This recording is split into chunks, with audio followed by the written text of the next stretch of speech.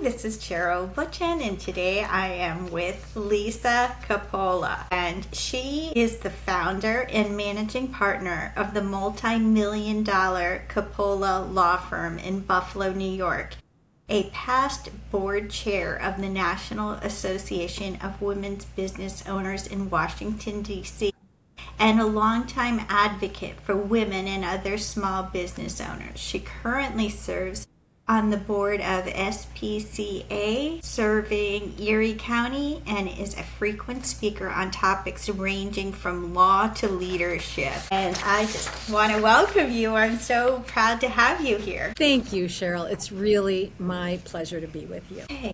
So many business owners wait until they have problems before they think about policies and compliance. Why should leaders start thinking about those issues from the very first employee? Sure. That's a great question, and one that I face a lot with clients in my law practice. So oftentimes business owners and even other high-level managers and C-suite folks, they know how to make the donuts, right? They're experts in tech, or they're experts in their profession, architecture or nursing or whatever it might be. And then they're thrown into the opportunity to own a business or to run or manage or oversee a business. And all these businessy things, sit front and center on their desks, and it can be very unnerving. And so one of the things that I like to do in guiding or coaching clients along is to think big picture. Think about, and where I usually start the conversation is risk, right? So when we're operating businesses, we're looking to do our best for our customers or clients, whether it's a gift shop or, devising the newest cancer treating pharmaceutical, right? We want to meet the demands and desires and fix the problems our customers and clients have. What comes with that is this notion of risk. And so we like to tell folks who are entrepreneurs and other C-suite individuals to look at what they can surround themselves with. And where that starts is good guidance. Right? And so, of course, I'm a lawyer, so I'm going to say, yes, of course, number one thing. However, equally important is to have a great banker on your side, somebody who knows business insurance, right? The person who writes your homeowner's policy might have a colleague who does commercial or business insurance as well, but maybe they don't, right? So make sure you're talking to somebody who knows commercial or business insurance, because there's so many different kinds of insurance policies, although we might grouse about having to pay premiums, right? That's what helps contain risk. If, for example, there's some sort of loss that insurance will cover. So in the first instance, I like to say, when you're thinking about minimizing risk, make sure you have all of these experts around you. And then, even though maybe it's not about making the donuts, think about having the policies around you that will allow your business to operate again and again, right? Having standard operating procedures, having the rules of the road set out for anyone who's working with you, whether they're employees or independent contractors, so they know not only how to make the donuts, but how to make sure you're not running afoul of a law or a regulation in your jurisdiction. Absolutely. That makes absolute sense. Okay, what are some of the biggest mistakes you see entrepreneurs and small businesses make during the early stages of growth? Right. So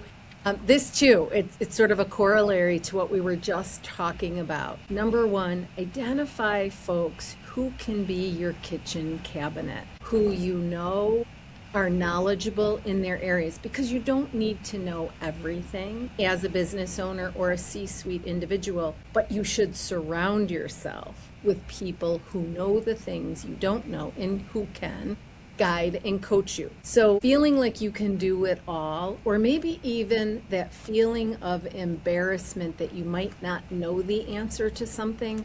I like to say to my newer folks on my team, one of the most courageous things you can do is to admit you don't know the answer. And that goes for business owners and C-suite folks, right? they've gotten to some level of proficiency and success, obviously. So maybe their And in ego. HR as well. Right, Yes. in H, exactly, exactly. And, sometimes our egos can, have that little voice in our ear saying, oh, don't admit you don't know that. People will think, you're not all that in a bag of chips, right? And the thing is, when we admit we don't know something, when we look to the person or the people who are experts in the area, we bring them into our fold. They enjoy helping us, and there's that mutuality, right? And we build our Exactly. relationships.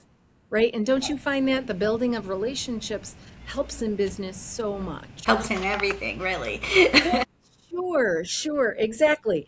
And then, you look at other big mistakes, what I tend to find in my practice, which is a lot of counseling business owners when they start to scale and they start hiring.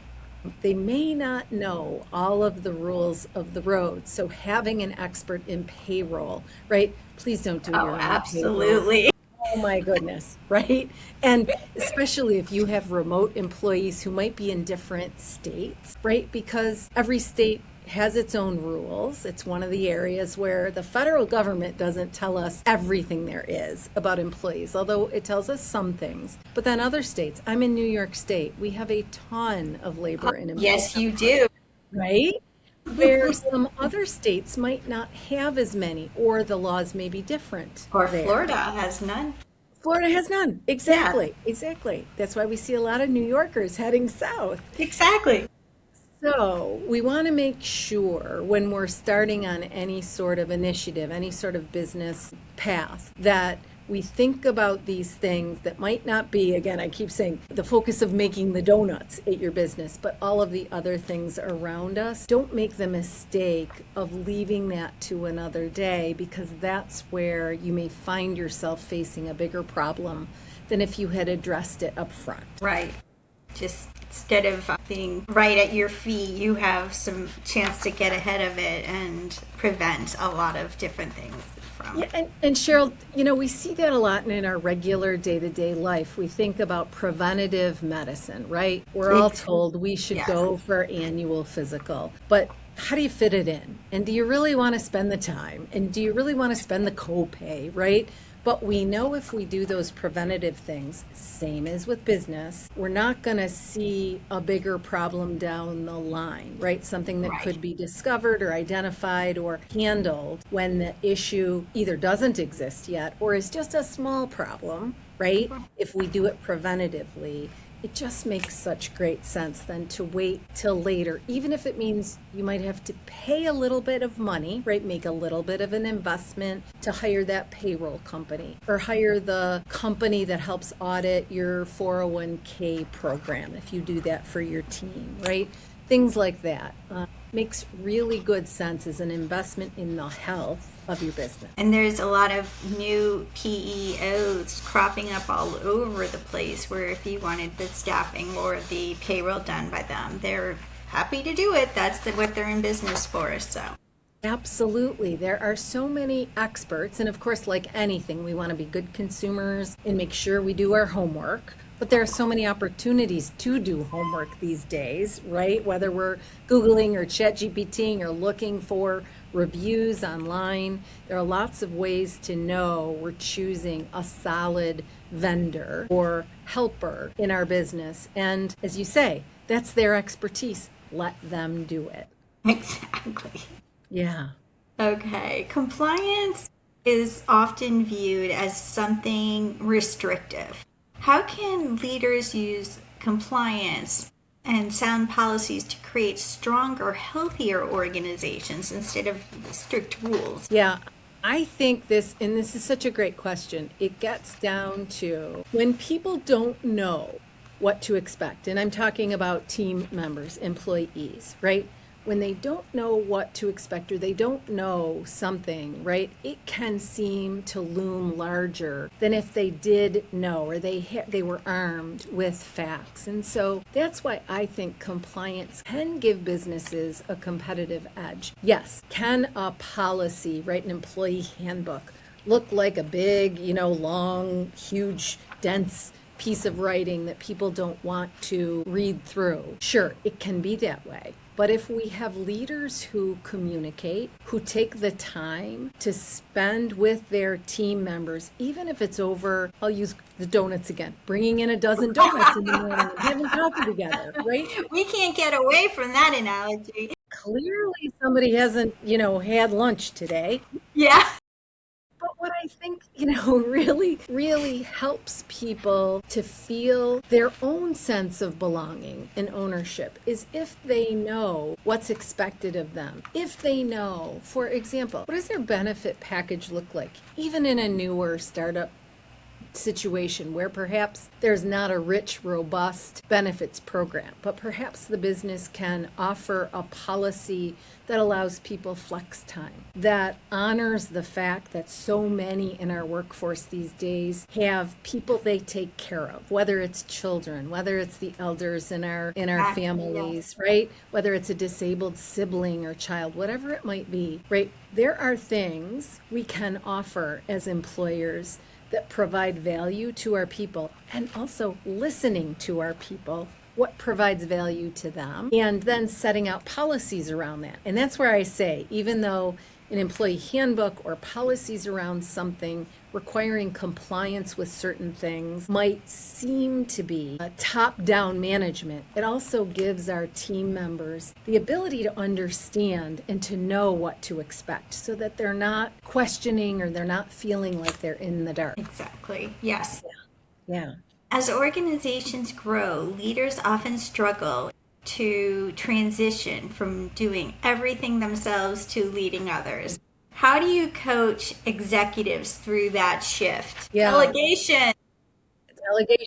Delegation, which is such a powerful concept and so incredibly difficult for many of us to execute, right? However, what I like to say to our clients is, while perhaps no one could do this task as well as you can do it, oftentimes it's good enough to have someone else do it. And when you think about the concept of opportunity loss or opportunity cost, right? If there is, like in my legal practice, we have a set of standard operating procedures that govern pretty much everything we do to keep this business running, right? Could I do these things? Sure, of course I could. Do I sometimes think I'm the best one to do it? Sure, of course I do, right?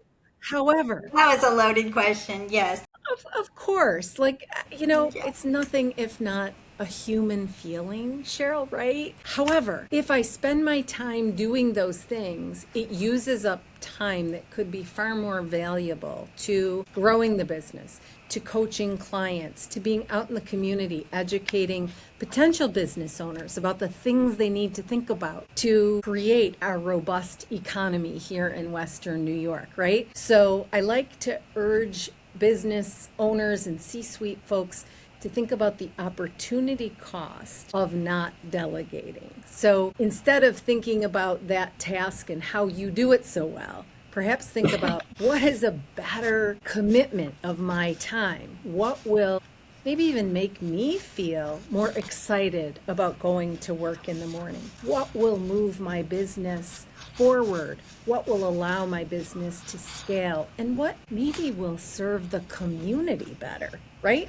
Because sometimes we don't think about our role in our greater community, right? We think about building businesses and we think about we're doing these things to serve our families and support, right? Send the kids to college or buy the vacation home, whatever it might be. And also, there's a role, I think, for all of us to play in bettering our communities at large. Okay. I like that. Yeah. What qualities separate great leaders from merely successful managers? That's a loaded question, right? Because many leaders have great management skills, right? And yet, Yes. the thing, I think, one of the things that differentiates the manager, who's a terrific manager, from an extraordinary leader whom people will follow, is truly caring about the greater team. Sometimes people call it emotional intelligence or EQ. And make no mistake about it, getting to know your team members, whether it's in your business, whether it's perhaps a nonprofit board you lead, right? Some of us do that.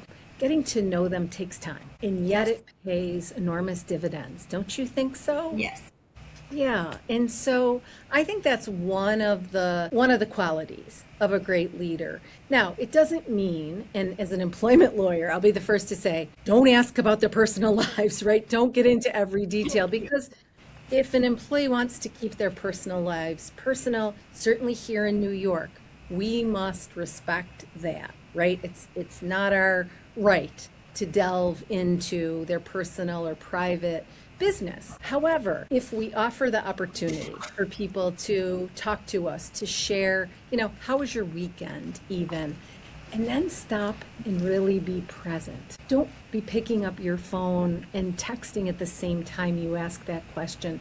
Don't be checking your watch to see where you next need to be. I really think people, especially nowadays, can tell the difference between someone who's present and somebody who is consistently distracted. And just I used to think early in my career, writing a personal note set me apart. And it's something I love to do. I love, writing a quick note to congratulate somebody or acknowledge that they've had some great success. And I think today's equivalent to that is actually looking someone in the eye and being present with them. Yes. I like that too. Yeah, we find it hard to do that, I think. And I think it makes a difference. I know it makes a difference to me when I'm speaking with or interacting with a colleague and they're actually attending to that conversation with me.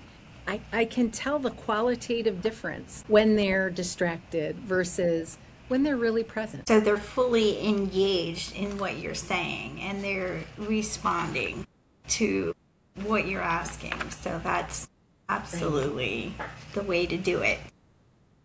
I think so. And you're a great example of that, right? In your podcast, as you're talking with professionals across the country and maybe even across the world, and really, asking them for their views on things and answers to questions that will help your audience. It's true. I've learned so much. Mm-hmm. Oh my. So you've built and you've had your own firm. What leadership lessons have you had that have had the greatest impact on your success? Sure. It's really for each of us, it's something different. I will say that. I am in an industry, or a profession, the law, that still is largely male dominated, particularly at the ownership and leadership levels. And so one of the leadership lessons that I have learned in my career, and especially leading law firms and now owning a law firm, is to continue to kind of put our head down and keep moving forward. And also not taking no for an answer and not allowing disrespect. I think that there's a difference between, being assertive and being aggressive. And I think that sometimes, even today in 2026, folks confuse those two characteristics, particularly with women, which is disappointing to me. However, I think it's critically important that we who are in leadership roles demonstrate that, act as a role model. Not only does it serve, I think, ourselves and our businesses, but we also show those of us who are coming up through the ranks, whether they're at our own companies, yes, or we are professional colleagues with them, or even their vendors to our businesses. We show them how it's done in a way that gives people hope and shows them that it is within their grasp to do it too. I used to say, when I was in leadership with NABO, the National Association of Women Business Owners, and I was lucky enough to be in leadership at my local chapter here in the Buffalo, Niagara Falls region, but also then nationally, and I would always use the phrase, we lift as we climb, which is something that I feel very strongly about as a woman attorney. I think that it is incumbent on all of us, and I would say this is gender neutral. All of us should be doing this. We should be lifting those who come after us as we climb the ladders of success. I agree. Yes. Women have made tremendous progress in business, yet still face unique challenges. What advice would you give to women who are building careers, launching businesses, and aspiring to leadership roles? Yeah, so I would say to any woman who has aspirations, not only find mentors, but also, and this is critical, find sponsors. And I differentiate between those two people. Mentors, in my world, they guide you, they coach you, they help be a mirror to what you're saying, and mentees, right, the person being mentored, can provide as much value to mentors as they get from mentors. And sponsors are something just a little bit different. To have a sponsor in a company or in your profession is someone who is your cheerleader, somebody who speaks to others about you and how well you do, or what a benefit it would be bringing you into the fold. And I think women in particular should be finding both mentors and sponsors. I think our menfolk long have done this through sports. They've done it through team membership or golfing together. Yes. And certainly women golf. I'm not suggesting they don't. However, for many women, it might not be quite as intuitive or comfortable for them. And if it is, great, do it. And if it isn't, find your mentor and your sponsor, and they might be totally different people elsewhere in your professional world. That, I think, makes all the difference in the world. That is a great suggestion. And I like the part about the sponsors, because that part I hadn't heard before, but I definitely need one of each. We all do. We all do. And it is one of the greatest gifts, I think, to receive the benefit of mentoring and a sponsor. And I would also say, as somebody who has now played the role as somebody's mentor and sponsor, it gives me, as the sponsor and the mentor, like an incredible gift to see the person I've put my efforts into and helped to thrive and be successful, actually then do it and then pay it forward again to someone else. I've been around for a while, so I now, have been able to see this. That's terrific. So you can see all the rewards coming through.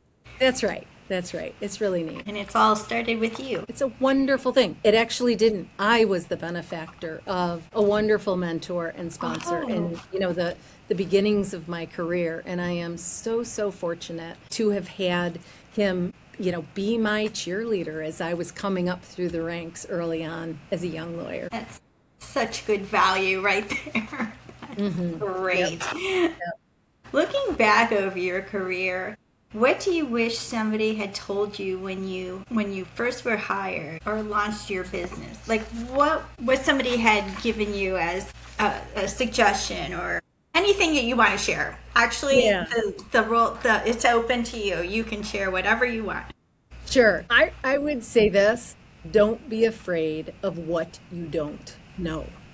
Like, keep a list. If you're like me and you're attached to your iPhone, keep it in your notes app. If you're old school, keep your little notebook and just keep a list of what you don't know, because you will have opportunities to ask about those things and to find out, to discover, to explore, to investigate or research the answers to your questions. Just keep that list, because, and this is, you're going to hear that I'm a list maker. There's nothing better than crossing things off your list and feeling like you've made progress. And I can betcha that after just 6 months of keeping that list, you will not only be able to say, I know the answers to many of these things, but feel a great sense of satisfaction that you conquered things that were confusing to you or that were unknowns. So I know that's not, a strictly business suggestion like know your P&L, which of course you need to know as a business owner. But I think something little like that helps us not only feel like we're moving forward, but gives us our own pat on the back, which sometimes as a business owner, nobody else is patting you on the back. and it can be Correct. really useful, right? Yes. Sometimes you're your own cheerleader because you That's didn't right. get one. That's right. Absolutely. Okay, well, that is all the questions that I have for you. Is there anything else you would like to share? Well, I would simply say, I think this is such a wonderful forum, Cheryl, for having these conversations because I think the more that we listen to folks who have done things or created businesses or opportunities, or maybe even are creatives and are artists in their own right, the more we learn from others, the better we'll be. And I do think in this day and age where things can sometimes feel dark in our greater communities at large, we should always be looking for light, looking for inspiration. So I would say that to your viewers and your listeners, always be looking for the light, even when it feels like it's kind of heavy and dark, because that's what will get you through. That's what gets me through when I have those dark moments. And I think the more we look for the light, the fewer those dark moments are over time. So I want to thank you for the opportunity to be here and to have a conversation with you and answer some of these questions. They really were thought provoking for me, and they allowed me to feel the gratitude that I have for the people around me, the team members who make our law firm as successful as it is. So thank you for that. Thank you. It was very inspirational, and I can even take away some tips that you gave out. So I'm truly happy as well. So thank you so much for. Sure thing. Take care now.